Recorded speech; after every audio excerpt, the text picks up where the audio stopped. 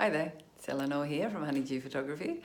I just wanted to give just one little tip for when you are packing your clothes or buying your clothes for your boudoir photo shoot.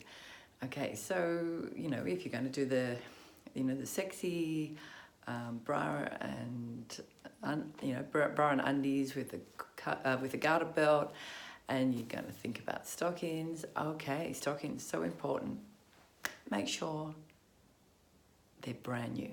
That's number one importance. They're brand new and that they are not stay-ups. Okay, if you've got a garter belt, you don't want to have stay-ups because it doesn't matter how thin your legs are. They're going to cause a muffin top.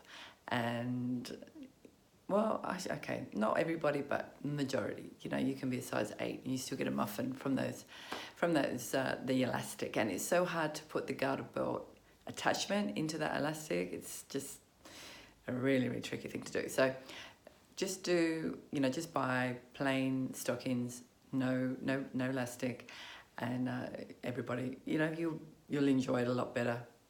You won't have those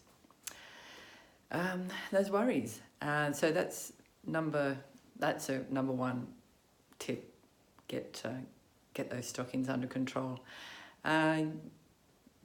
The garter belts, okay, really tricky. Maybe give them a little practice first before you put them on, just loosen them up.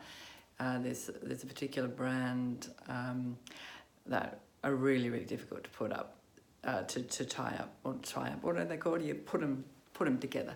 Anyway, so they're really, really tricky. So if you have just bought yourself some that garter belt, just